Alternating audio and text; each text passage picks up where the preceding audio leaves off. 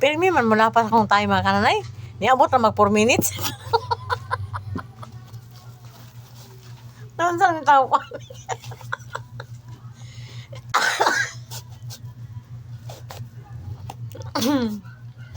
Bitaw mga kananay, kaning Surigao. Bisag asa maigo ang bagyo lagi yung bahid. Pag mahibaw gay may nga naibagyo, dagi may kumpiyansa. Hipos gyud ang mga gamit.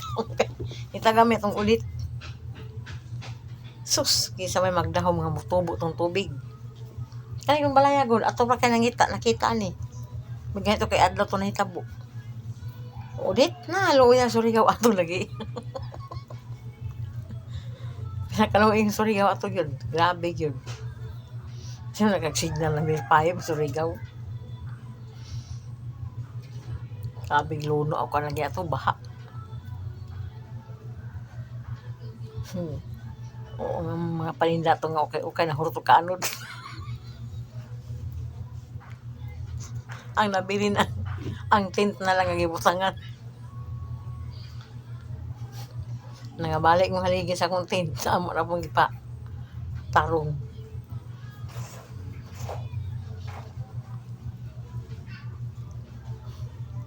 Bitaw, makatawa bitaw kung magmununa mga kanaya. Kining Surigao, basta naibagyo, lagi sa ibahin. Igo gini sa permi. So, dili siya masentro. Signal number 1 ra, signal number 2. Pero masentro gani mga kananay na. Pati gulkas pa na mo, lupad. Bawal pa imuap na, ginoo ko. Boulevard ko, sa kagundagan ng Boulevard. Kami bitaw yun.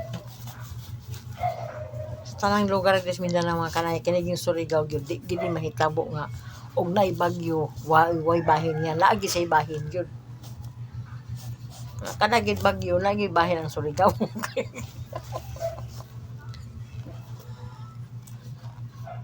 Ito Yolanda sa una ako suga buto diri katong nitang diri gito sentro ito diri atong nitang kaabi itong nitang lagi grabe lang naghanap patay ato gabi imang ito na itabo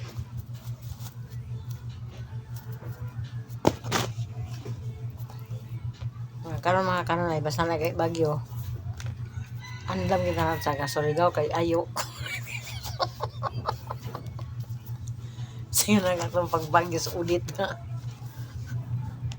ang mga atop nga koloro porque murag banig ipang lukot. Ay ginoo ko nga kung mitang yun yung Surigao delikado yun yung napita kay basag yun na ibagyo igo gini pirmi kung magbahay po kag habog luparon kas hangin walang imo ginilig-unon para amaw dagko kay haligi o ug magbahay po kag bubo igo po ka lunok. Uy dong karon pa kani mata dong wala lagi ni eskwela dong eskwela ka niya tudong ha sama na siya magsayo lagi tulog lagi dong ay